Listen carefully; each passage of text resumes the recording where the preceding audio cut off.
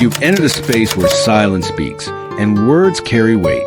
This is Lazy Readers, timeless stories for curious minds.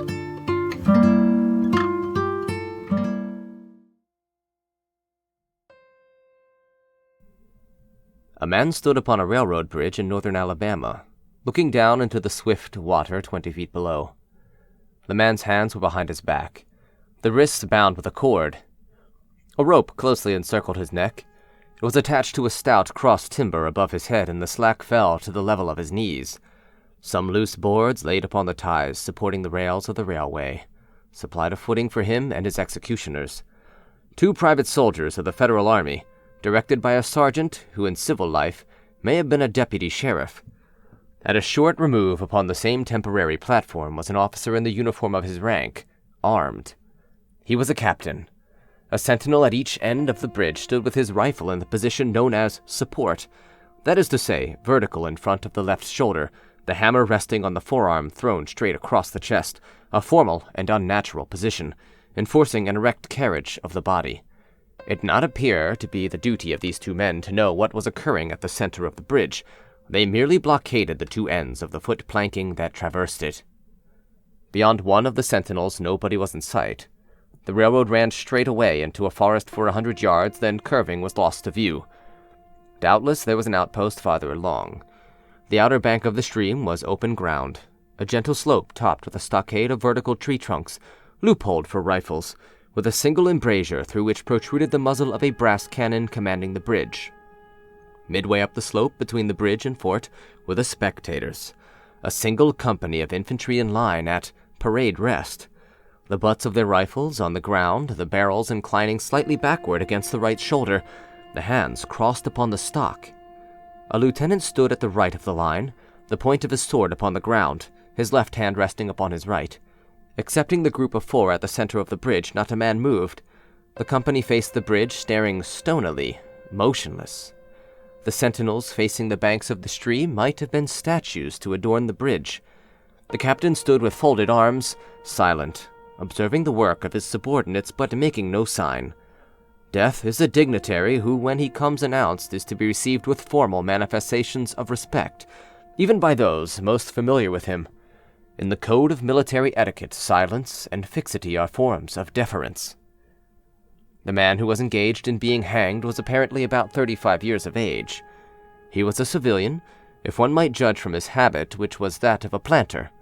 His features were good, a straight nose, firm mouth, broad forehead from which his long dark hair was combed straight back, falling behind his ears to the collar of his well-fitting frock coat. He wore a mustache and pointed beard, but no whiskers. His eyes were large and dark gray, and had a kindly expression which one would hardly have expected in one whose neck was in the hemp. Evidently this was no vulgar assassin.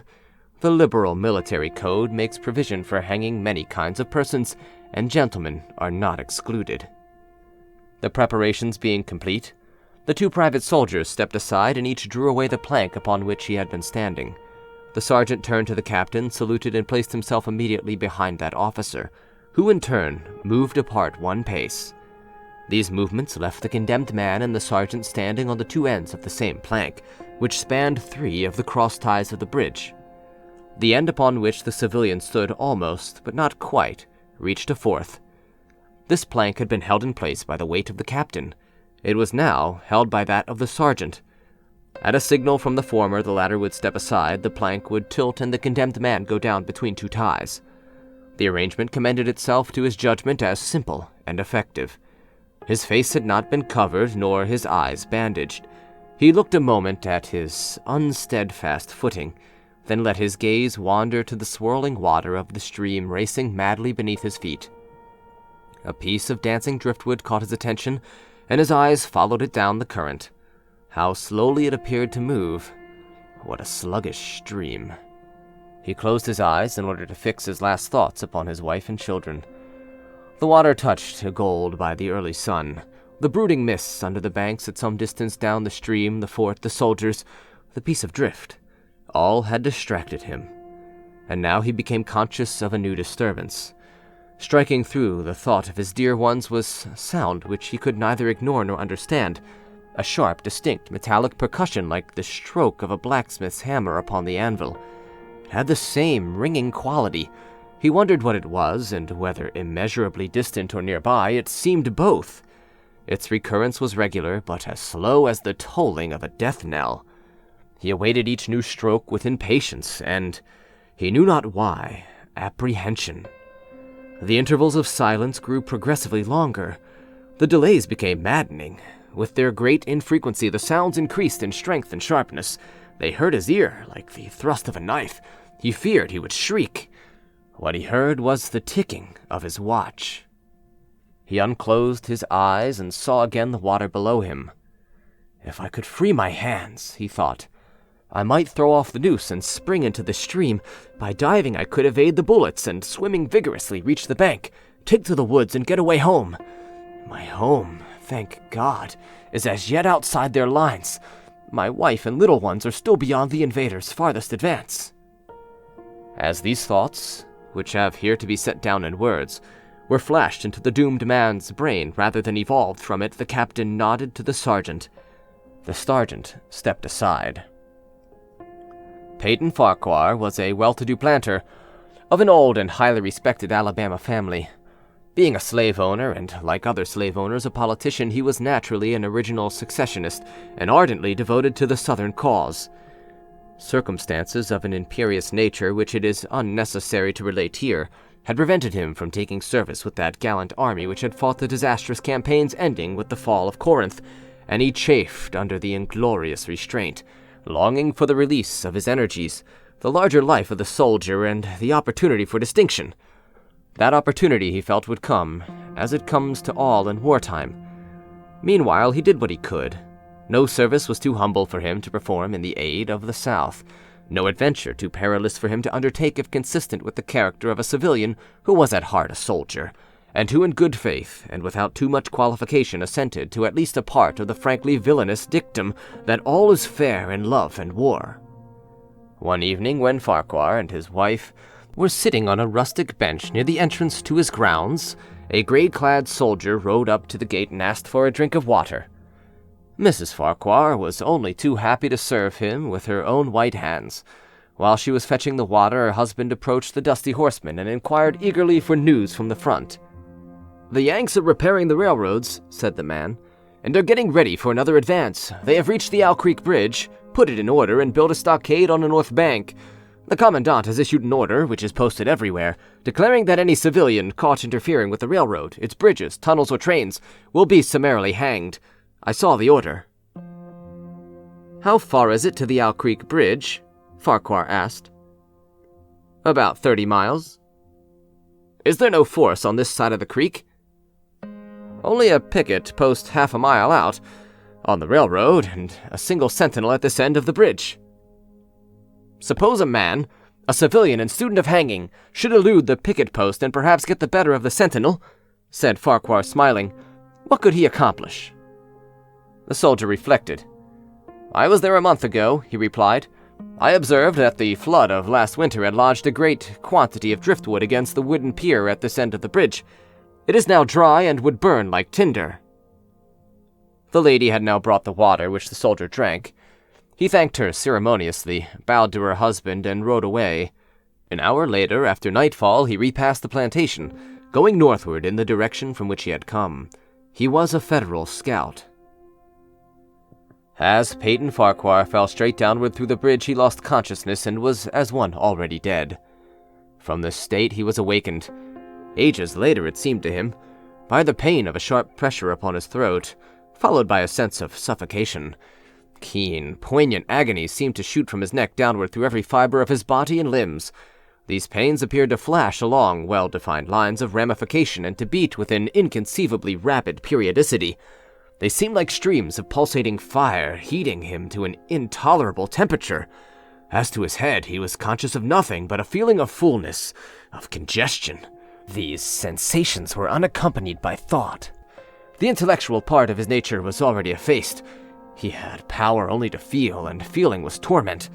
He was conscious of motion, Encompassed in a luminous cloud of which he was now merely the fiery heart, without material substance, he swung through unthinkable arcs of oscillation like a vast pendulum. Then, all at once, with terrible suddenness, the light about him shot upward with the noise of a loud splash. A frightful roaring was in his ears, and all was cold and dark. The power of thought was restored. He knew that the rope had broken, and he had fallen into the stream. There was no additional strangulation. The noose about his neck was already suffocating him and kept the water from his lungs. To die of hanging at the bottom of a river! The idea seemed to him ludicrous. He opened his eyes in the darkness and saw above him a gleam of light. But how distant, how inaccessible! He was still sinking, for the light became fainter and fainter until it was a mere glimmer. Then it began to grow and brighten, and he knew that he was rising toward the surface, knew it with reluctance, for he was now very comfortable. To be hanged and drowned, he thought, that is not so bad, but I do not wish to be shot. No, I would not be shot. That is not fair. He was not conscious of an effort, but a sharp pain in his wrist apprised him that he was trying to free his hands.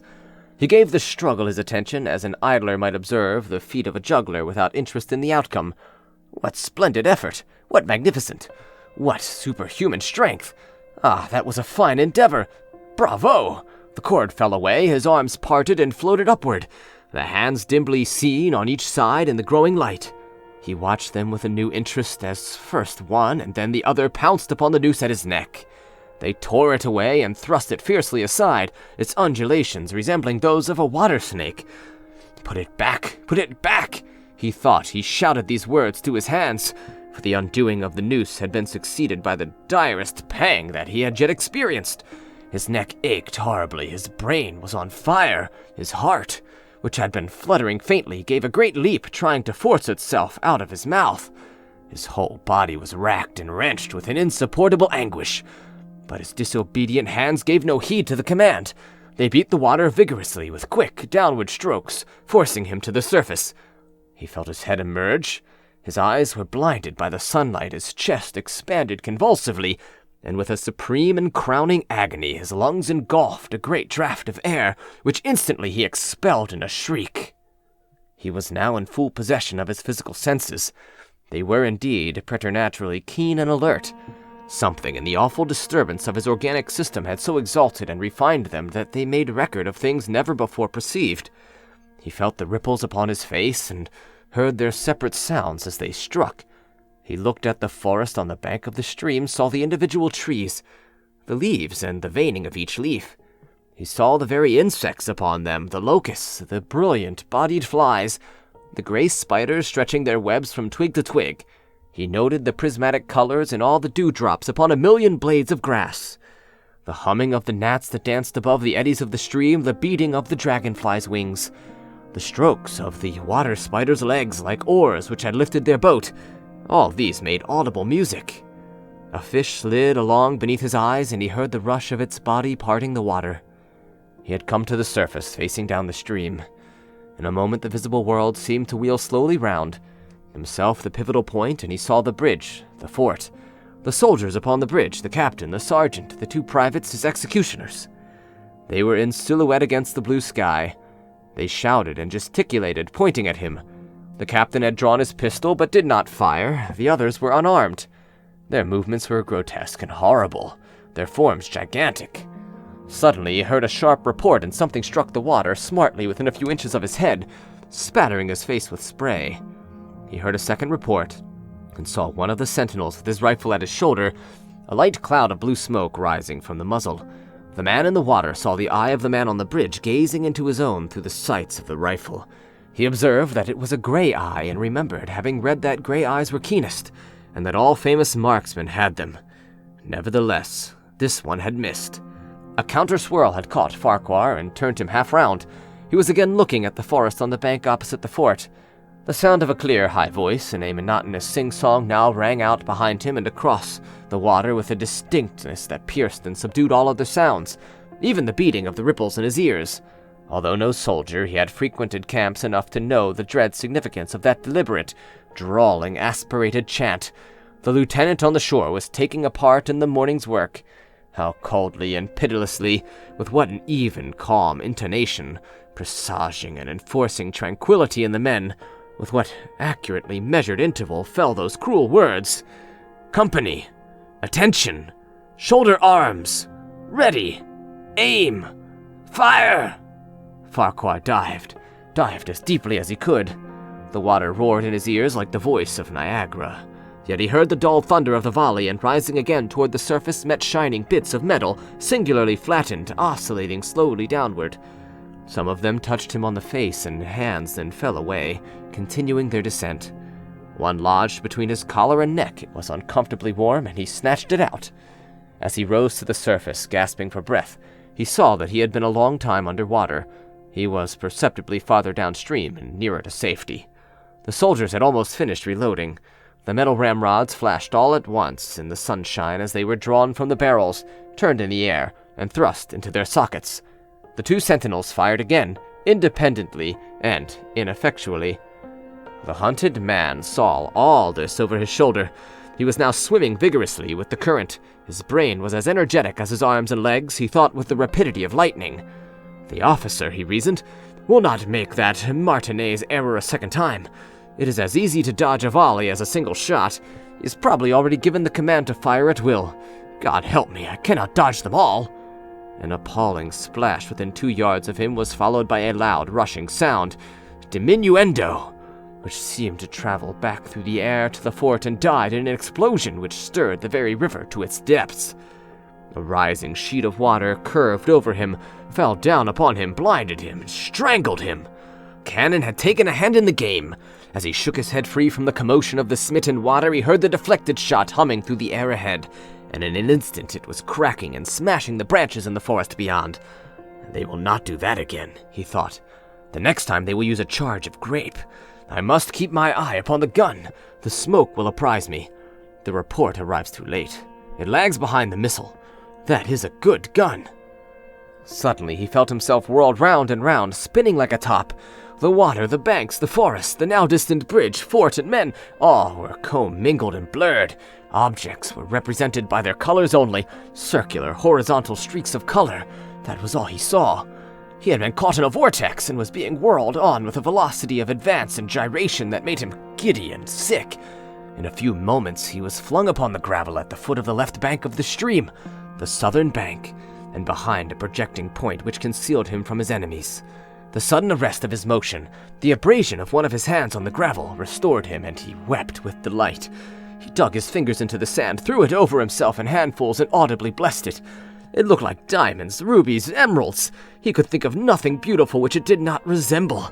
The trees upon the bank were giant garden plants. He noted a definite order in their arrangement, and inhaled the fragrance of their blooms. A strange, roseate light shone through the spaces among their trunks, and the wind made in their branches the music of aeolian harps. He had not wished to perfect his escape. He was content to remain in that enchanting spot until retaken. A whiz and a rattle of grapeshot among the branches high above his head roused him from his dream. The baffled cannoneer had fired him a random farewell. He sprang to his feet, rushed up the sloping bank, and plunged into the forest. All that day he traveled, laying his course by the rounding sun. The forest seemed interminable. Nowhere did he discover a break in it, not even a woodsman's road. He had not known that he lived in so wild a region. There was something uncanny in the revelation. By nightfall he was fatigued, footsore, famished. The thought of his wife and children urged him on. At last he found a road which led him in what he knew to be the right direction. It was as wide and straight as a city street, yet it seemed untraveled. No fields bordered it, no dwelling anywhere. Not so much as the barking of a dog suggested human habitation. The black bodies of the trees formed a straight wall on both sides, terminating on the horizon in a point like a diagram in a lesson in perspective. Overhead, as he looked up through this rift in the wood, shone great golden stars, looking unfamiliar and grouped in strange constellations. He was sure they were arranged in some order which had a secret and malign significance. The wood on either side was full of singular noises, among which, once, twice, and again, he distinctly heard whispers in an unknown tongue. His neck was in pain, and lifting his hand to it, found it horribly swollen. He knew that it had a circle of black where the rope had bruised it. His eyes felt congested. He could no longer close them. His tongue was swollen with thirst. He relieved its fever by thrusting it forward from between his teeth into the cold air. How softly the turf had carpeted the untraveled avenue. He could no longer feel the roadway beneath his feet. Doubtless, despite his suffering, he had fallen asleep while walking, for now he sees another scene. Perhaps he has merely recovered from a delirium. He stands at the gate of his own home. All is as he left it, and all bright and beautiful in the morning sunshine. He must have traveled the entire night. As he pushes open the gate and passes up the wide white walk, he sees a flutter of female garments. His wife, looking fresh and cool and sweet, steps down from the veranda to meet him. At the bottom of the steps she stands waiting with a smile of ineffable joy and attitude of matchless grace and dignity. Ah, how beautiful she is! He springs forward with extended arms. As he is about to clasp her, he feels a stunning blow upon the back of his neck. A blinding white light blazes all about him with a sound like the shock of a cannon. Then all is darkness and silence. Peyton Farquhar was dead. His body, with a broken neck, swung gently from side to side beneath the timbers of the Owl Creek Bridge.